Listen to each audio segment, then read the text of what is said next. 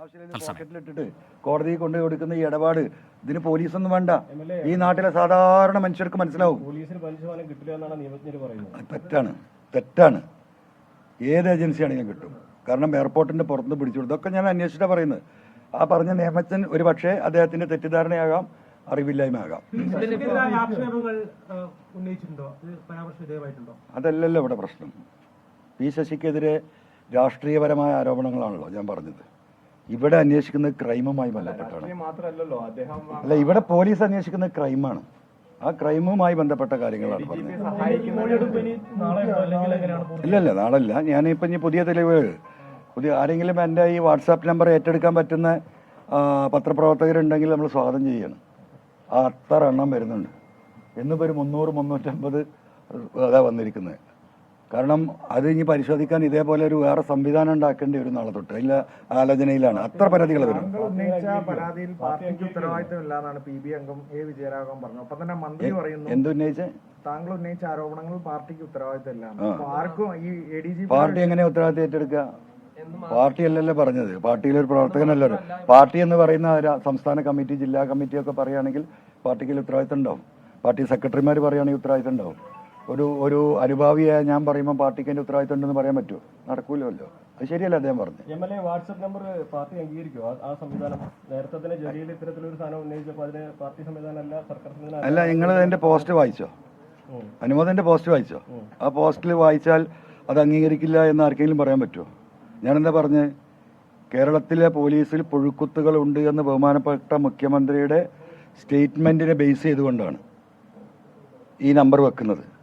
പോലീസിന്റെ ക്രിമിനൽസുമായി ബന്ധപ്പെട്ട് നിങ്ങൾക്ക് എന്തെങ്കിലും അനുഭവം ഉണ്ടെങ്കിൽ, പോലീസിൽ നിന്ന് ഈ വിഷയങ്ങളുമായി ബന്ധപ്പെട്ട് നിങ്ങളെ പീഡിപ്പിക്കപ്പെട്ടിട്ടുണ്ടെങ്കിൽ ആ പരാതി നിങ്ങൾ ഇതിലേക്ക് അയച്ചാൽ അത് വെരിഫൈ ചെയ്ത് പ്രാദേശിക അയച്ച വ്യക്തിയുടെ ആ നാട്ടിലെ സഖാക്കളും ജനങ്ങളുമായി ബന്ധപ്പെട്ട് ശരിയാണെന്ന് തോന്നുകയാണെങ്കിൽ ബഹുമാനപ്പെട്ട മുഖ്യമന്ത്രിക്ക് നേരിട്ട് കൊടുക്കും. അതിന് സഹായം ഉണ്ടാകും, അതിന് ആക്ഷൻ ഉണ്ടാകും. ഇതല്ലേ പറഞ്ഞത്. അതിങ്ങനെ പാർട്ടിക്ക് പറ്റില്ല എന്ന് പാർട്ടി പറയോ? ഞാൻ ഏറ്റെടുക്കുന്നല്ല പറഞ്ഞത്. അതാണ് അതിന്റെ മാറ്റം.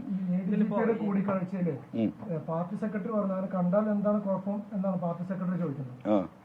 വ്യക്തിപരമായ സന്ദർശനം അത്രേ ഉള്ളൂ, കുഴപ്പമില്ല സന്ദർശനത്തിൽ. അല്ല, അത് എനിക്കറിയില്ല. അദ്ദേഹം അങ്ങനെ ചോദിച്ചോ പറഞ്ഞോ എനിക്കറിയില്ല. ഞാൻ കണ്ണിൽ കാണാത്ത കേൾക്കാത്ത കാര്യങ്ങളെ കുറിച്ച് ഞാൻ എങ്ങനെ മറുപടി അറിയാം?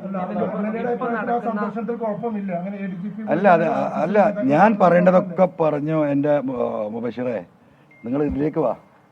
മറ്റൊന്ന്, ഇതുവരെ ഒരു ഇതിലും FIR ഇട്ടില്ല. അപ്പൊ വകുപ്പ് തല അന്വേഷണമാണ് നടക്കുന്നത്. ഈ അന്വേഷണം കഴിഞ്ഞ് അതിന്റെ റിപ്പോർട്ടിന്റെ അടിസ്ഥാനത്തിൽ മാത്രമാണ് FIR എടുപ്പ്. സാധാരണ ഒരു പൗരനാണ് ഇപ്പൊ FIR ഇട്ട് അത് കോടതി നടപടികളിലേക്ക് പോകും. ഇപ്പോഴത്തെ അതനുസരിച്ച് അത്തരം ഒരു ഇതിലേക്ക് ഇല്ലല്ലോ. അല്ല, അതിന്റെ FIR ഇടുന്നത് ഇപ്പൊ എന്റെ കേസുമായി ബന്ധപ്പെട്ട് ഇപ്പൊ FIR ഇടാൻ കഴിയില്ല. അതാണ് എനിക്ക് കിട്ടിയ ലീഗൽ ഒപ്പീനിയൻ. പക്ഷെ ഇന്നലെ പൊന്നാനിയിൽ 3 പോലീസ് ഓഫീസറുമായി ബന്ധപ്പെട്ട് പരാതി FIR ഇട്ടൊന്ന് ഇട്ടിട്ടില്ല. എനിക്കറിയില്ല. ഞാൻ എന്താ വെച്ചാൽ ഈ 9-10 മണിക്കൂർ നാടുമായിട്ട് ബന്ധമില്ലല്ലോ. അപ്പൊ അത് തെറ്റായ നടപടിയാണ് പോലീസിന്റെ. ഞാൻ രാവിലെ പറഞ്ഞതുപോലെ ഇപ്പൊ അല്ല, ഒരു മിനിറ്റ്, മരമുറിക്ക് നമുക്ക് വരാം.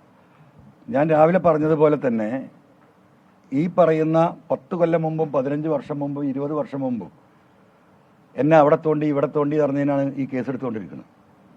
പലർക്കും കണ്ണനെ കാണുന്നില്ല. ഈ രീതിയിലുള്ള കേസുകൾ മുകേഷ് MLA അടക്കമെതിരെ ഒരു ബേസും ഇല്ലാതെ, ഒരു അന്വേഷണ റിപ്പോർട്ടും ഇല്ലാതെ FIR ഇട്ട് ഈ ഗവൺമെന്റിനെയും ഈ പാർട്ടിയെയും പ്രതിസന്ധിയിലാക്കുക എന്ന ദുരുദ്ദേശത്തോടു കൂടി അദ്ദേഹത്തിനെതിരെ FIR ഇട്ടിട്ടുള്ളത്.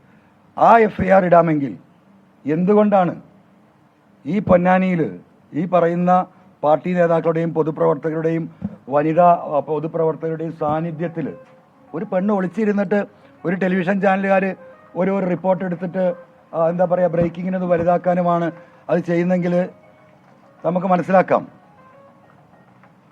അത് ഒന്ന് അന്വേഷിച്ചിട്ട് മതിയെന്ന്. ഇതല്ലല്ലോ. ഒരു പൊതുസമൂഹത്തിനെ സാക്ഷി നിർത്തിയിട്ടാണ് ഒരു സ്ത്രീ പറയുന്നത്. ഞാൻ അവിടെ പോയി എന്ന് ഞാൻ പറയുന്നു. നമുക്ക് ഒളിച്ചു വെക്കാനില്ല. അപ്പൊ അങ്ങനെയുള്ള ഒരു ഘട്ടത്തിൽ പോലും എന്താ ഒരു FIR ഇട്ടാൽ? FIR ഇട്ടിട്ടല്ലേ അന്വേഷിക്കേണ്ടത്? ആ അന്വേഷണത്തിൽ ഈ സ്ത്രീ പറയുന്നത് തെറ്റാണെങ്കിൽ ആ FIR ക്ലോസ് ചെയ്യാനും റഫർ ചെയ്യാനും ഈ കള്ള സ്റ്റേറ്റ്മെന്റ് കൊടുത്ത സ്ത്രീക്കെതിരെ നടപടിയെടുക്കാനും CRPC-യിലും IPC-യിലും ഒക്കെ പ്രൊവിഷൻ ഉണ്ട്. ആ പ്രൊവിഷൻ എടുത്ത് കേസെടുത്താൽ പോരെ? എന്താ പോലീസ് മുങ്ങിക്കളിക്കുന്നത്? അവിടെയാണ് ഇതിൻ്റെ വിഷയം. അതാണ് ഈ പോലീസ്. അത് തന്നെയാണ് ഞാൻ ആവർത്തിച്ച് പറയുന്നതും. നമുക്ക് നോക്കാം FIR ഇടുമോ ഇല്ലേ എന്നുള്ളത്. പിന്നെ ഒരു കാര്യം കൂടി നിങ്ങളോട് പറയാം. നിങ്ങളിപ്പോൾ സത്യം പറയുകയാണെങ്കിൽ നിങ്ങളോട് ചെറിയ വിരോധമൊക്കെ എനിക്കുണ്ടെങ്കിലും എനിക്ക് നിൽക്കുന്ന നല്ല വിഷമമുണ്ട്. നിങ്ങൾ എപ്പോൾ നിൽക്കാൻ തുടങ്ങിയതാ അല്ലേ? എന്താ ഇപ്പോൾ ഈ നിൽക്കുന്നതിൻ്റെ അർത്ഥം? എത്ര മണിക്കൂറായി നിൽക്കുന്നത്? ഞാൻ 11 മണിക്ക് വരിക, പലരും 9 മണിക്ക് എത്തിയവരുണ്ട് ഇവിടെ. 12ഉം 13ഉം മണിക്കൂറായി ഭക്ഷണം കഴിക്കാതെ അല്ലെങ്കിൽ ഒരു അഡ്ജസ്റ്റ്മെൻറ്റിൽ നിങ്ങൾ നിൽക്കുകയാണ്. അതെന്തിനു വേണ്ടിയിട്ടാണ്? ഈ പൊതുസമൂഹത്തിൻ്റെ ഇത്തരം സംഗതികൾ പുറത്തു വരണമെന്നില്ല. ഞെട്ടിപ്പിക്കുന്ന കാര്യങ്ങളാണ് ഇനി വരാനുള്ളത്. ഈ പറയുന്ന ഈ ക്രിമിനൽ സംഘം ഒരുപാട് സ്ത്രീകളെ പല രീതിയിൽ ഉപയോഗിച്ചിട്ടുണ്ട്. ഈ കരിയർമാരായി വന്ന സ്വർണം കൊണ്ടുവന്ന സ്ത്രീകളെ കാര്യം എടുക്കാനില്ല. എന്താ പറയുക, വേട്ട നായ്കളെ പോലെ ജാമ്യത്തിൽ ഇറങ്ങിയിട്ട് അവരെ പിന്നാലെയാണ്. കാമപ്രാന്തന്മാരാ, മനസ്സിലായോ? കാമപ്രാന്തന്മാർ കേരളം കേൾക്കാൻ പോവാ. അത്രയും വൃത്തികെട്ട നെറികെട്ട നട്ടോറിയസ് എന്ന് പറഞ്ഞാൽ അതിനപ്പുറത്തൊരു ഇംഗ്ലീഷ് വാക്ക് പറയാനില്ല. അതിലേക്ക് പോവുകയാണ്. നമ്മൾ പല സ്ത്രീകൾക്കും നമ്മൾ ധൈര്യം കൊടുക്കുകയാണ്. അവർക്ക് ധൈര്യമില്ല എപ്പോഴും പുറത്തേക്ക് വരാൻ. ലൈംഗികമായി ചൂഷണം ചെയ്തു എന്ന് മാത്രമല്ല, ഇവർക്ക് എന്താ പറയുക, വൈകൃതമായ ലൈംഗിക ചൂഷണം ഉണ്ടല്ലോ, അതുപോലുള്ളവർ ഈ കൂട്ടത്തിലുണ്ട്. ഉന്നത ഉദ്യോഗസ്ഥർ ഉൾപ്പെടെ തന്നെ, അല്ലാതെ സീതാ പോലീസുകാരല്ല. ഡാൻസ് സ്റ്റാഫിന്റെ ഒട്ടുമിക്ക ആളുകൾ ഇതിലുണ്ട്. പുറത്തുവിടില്ല. അവർ തയ്യാറായി വരട്ടെ. നിങ്ങൾ പറയണം അവരോട് തയ്യാറായി വരാൻ. ഈ പൊതുസമൂഹം അവരുടെ കൂടെ ഉണ്ട്. ഈ ഗവൺമെന്റ് ഉണ്ട്. ബഹുമാനപ്പെട്ട മുഖ്യമന്ത്രി ഉണ്ട്. CPM എന്ന് പറയുന്ന പാർട്ടി ഉണ്ട്. ഇടതുപക്ഷ ജനാധിപത്യ മുന്നണി ഉണ്ട്. അവരെ കൂടെയാണ്. അവർ പുറത്തു വരണം. ഈ സ്വർണം മുഴുവൻ കട്ടെടുത്ത് കൊണ്ടുപോയി മൂലക്കലാക്കി ചവിട്ടി ഇടിച്ച് നിരപ്പാക്കിയിട്ട് സൈസാക്കി വിട്ട പല ചെറുപ്പക്കാരും ഉണ്ട് ഇവിടെ. അവർ പുറത്തു വരണം. നിങ്ങൾക്ക് സംരക്ഷണം ഉണ്ടാവും. അതാണ് ഈ ഗവൺമെന്റ്, അതാണ് ഈ പാർട്ടി. അവർ സഹകരിക്കണം. നിങ്ങൾക്ക് എന്തെങ്കിലും കിട്ടിയാൽ നിങ്ങൾ അവരെ പ്രോത്സാഹിപ്പിക്കണം. അവർക്ക് സംരക്ഷണം കൊടുക്കാൻ ഞങ്ങളുണ്ടാവും ഇവിടെ. ഒരു മാസം നിങ്ങൾ ഇതിൻ്റെ പിന്നാലെ നിൽക്ക്. ഈ ക്രിമിനലിസം അവർ അടുത്ത തലമുറ കയറി വരും. ആരായി കുറ്റം ചെയ്യുന്നത്? ഒരു സാധാ പോലീസുകാരനാണെങ്കിൽ നമുക്ക് മനസ്സിലാക്കാം. IPS ഉദ്യോഗസ്ഥർ, അതേ ലെവലിലുള്ള മറ്റുള്ളവർ. അപ്പോൾ ഈ പുതിയ തലമുറക്ക് പോലീസിന് നൽകുന്ന മെസ്സേജ് എന്താ? അവർ കള്ളും കുടിച്ചോ, പെണ്ണും പിടിച്ചോ, വ്യഭിചരിച്ചോ, കക്കാൻ നോക്കിക്കോ, കട്ട മുതൽ കട്ടെടുത്തോ, കൊള്ള നടത്തിക്കോ, കള്ളക്കടത്ത് നടത്തിക്കോ, ഈ കേസിൽ ഈ പറയുന്ന എന്താ മയക്കുമരുന്ന് നന്നായിട്ട് ഉപയോഗിച്ചോ, കച്ചവടം ചെയ്തോ, കേസുണ്ടാക്കിക്കോ, ഇതല്ലേ മെസ്സേജ്? എന്താണ് ഈ മയക്കുമരുന്നുമായി ഈ ജില്ലയിൽ എത്ര നിരപരാധികളാണ്? ഇപ്പം നിൽക്കുന്ന ആളുകളൊക്കെ എന്നെ കാണാൻ നിൽക്കുക. എണ്ണിയാൽ തീരാത്ത നിരപരാധികളുണ്ട്. ഒരു വിഭാഗത്തിന് ഇവർ കച്ചവടം ചെയ്യാൻ അനുവാദം, ഓരോരുത്തരും കമ്മീഷൻ, കേസിൻ്റെ എണ്ണം കൂട്ടണം. അതിനുള്ള മറ്റു വഴി. ഇന്ന് ഞാൻ പറഞ്ഞൊരു പ്രത്യേക കാര്യമുണ്ട്. ഞാനിപ്പോൾ നിങ്ങൾ പറയുമ്പോൾ പെട്ടെന്ന് ഓർമ്മയത്. ഇതല്ലാതെ വേറെ ഏതെങ്കിലും പറഞ്ഞെന്ന് ചോദിച്ചത്, കോട്ടക്കൽ പോലീസ് സ്റ്റേഷൻ. എന്താ കോട്ടക്കൽ പോലീസ് സ്റ്റേഷൻ? ആ പോലീസ് സ്റ്റേഷൻ്റെ കോമ്പൗണ്ടിനകത്ത് ഒരു പുതിയ ബിൽഡിംഗ് കെട്ടിയിട്ടുണ്ട് ഈ ചങ്ങാതി സുജിത് ദാസ്. സർക്കാരിൻ്റെ ഒരു ഓർഡറും ഇല്ല, സർക്കാരിൻ്റെ ഒരു ഫണ്ടും ഇല്ല, മുനിസിപ്പാലിറ്റിയിൽ നിന്നൊരു പെർമിഷനും ഇല്ല. ഒരു ബിൽഡിംഗ് അങ്ങോട്ട് കെട്ടി. എങ്ങനെ കെട്ടിയത്? ആ ബിൽഡിങ് കെട്ടുന്നതിൻ്റെ പേരിൽ കോടാനക്കോടി ഉറുപ്പിയാണ് ഈ ജില്ലയിൽ നിന്ന് പിരിച്ചെടുത്തത്. 25,000 തൊട്ട് 10 ലക്ഷം വരെ പിരിച്ചിട്ടുണ്ട്. കോറികളിൽ നിന്ന്, മുതലാളിമാരിൽ നിന്ന് ഒരു 10, 15, 20 ലക്ഷം ചിലവാകുന്ന ഒരു ബിൽഡിങ്ങിൻ്റെ പേരിൽ 4-5 കോടി ഉറുപ്പിക പിരിച്ചെടുത്തിരിക്കുകയാണ്. ഞാൻ സ്റ്റേറ്റ്മെൻറ്റ് കൊടുത്തിട്ടുണ്ട്.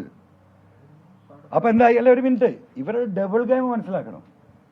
അപ്പോൾ എന്തായി? ഗവൺമെൻറ്റിന് മുമ്പിലും പൊതുസമൂഹത്തിന് മുമ്പിലും എന്തോ ഒരു നല്ല SP ട്ടോ, 5 പൈസ മുടക്കില്ലാതെ പോലീസുകാരുടെ കംഫർട്ടിന് വേണ്ടിയിട്ട് അദ്ദേഹം മെനക്കെട്ടുണ്ടാക്കിയ ബിൽഡിംഗ് അല്ലേ. അപ്പം അത് മുഴുവൻ ഉണ്ടാക്കുകയും ആ ഒരു ഭാഗത്ത് നടക്കുകയും മറുഭാഗത്ത് എന്താണ്? പണം പിരിച്ചെടുക്കുക. അന്വേഷിക്കുന്നത് അന്വേഷണ ഏജൻസിയുടെ പരിധിയിൽ വരുന്ന ഈ തരത്തിലുള്ള ഡബിൾ ഗെയിം, ട്രിപ്പിൾ ഗെയിം തട്ടിപ്പ് പുറത്തുനിന്ന് നോക്കുന്നവന് എന്തോ. PV അൻവർ അടങ്ങിയിരിക്കുന്നില്ല. അതിശക്തമായ ഭാഷയിലുള്ള വിമർശനം പോലീസിനെതിരെ വീണ്ടും ഉയർത്തുകയാണ് പി വി അൻവർ MLA ഇപ്പോൾ ചെയ്തിരിക്കുന്നത്. മാധ്യമങ്ങൾക്ക് മുന്നിൽ ഇനിയും ഒരുപാട് കാര്യങ്ങൾ പുറത്തു വരാനുണ്ട്, ഞെട്ടിപ്പിക്കുന്ന വിവരങ്ങളുണ്ട് എന്നുകൂടി പറയുന്നു. സുജിദാസിനെതിരെയും ഇപ്പോൾ വീണ്ടും പുതിയ ആരോപണങ്ങൾ പി വി അൻവർ ഉയർത്തുകയാണ്. അവിടെ ഒരു കെട്ടിട നിർമ്മാണത്തിന്റെ അനധികൃതമായി ഇടപെട്ടു, കോടികൾ പിരിച്ചെടുത്തു അതിന്റെ പേരിൽ എന്നൊക്കെ പറഞ്ഞ് സർക്കാരിനെ പറ്റിക്കുകയായിരുന്നു അടക്കമുള്ള രൂക്ഷമായ വിമർശനം സുജിദാസിനെതിരെ അൻവർ ഉയർത്തുന്നുണ്ട്. വീണ്ടും 11 മണിക്കൂർ ചോദ്യം ചെയ്യലിന് ശേഷം, മൊഴിയെടുത്തതിന് ശേഷമാണ് ഇപ്പോൾ അൻവർ പുറത്തേക്ക് വന്നത്. ആ സമയത്താണ് മാധ്യമങ്ങളെ കണ്ടത്. അപ്പോഴും പോലീസിനെതിരെ അതിശക്തമായ അതിരൂക്ഷമായ ഭാഷയിലുള്ള വിമർശനം പി വി അൻവർ MLA ഉന്നയിക്കുന്നു. ഒപ്പം തന്നെ ഇനിയും ഒരുപാട് തെളിവുകൾ പുറത്തുവരാനുണ്ട്. പൊതുസമൂഹം അവർക്കൊപ്പമാണ്, അതുകൊണ്ട് അതിന് വിധേയരായവർ അല്ലെങ്കിൽ ഇരകളാക്കപ്പെട്ടവർ അവർ പുറത്തേക്ക് വരട്ടെ, അവർ മുന്നോട്ട് വരട്ടെ എന്ന് പി വി അൻവർ പറയുന്നു. ഒപ്പം തന്നെ മുഖ്യമന്ത്രിക്കും CPM-നും ഒരു കവചം ഒരുക്കിക്കൊണ്ടാണ് ഈ ആരോപണങ്ങളെല്ലാം എന്നതും ശ്രദ്ധേയമാണ്.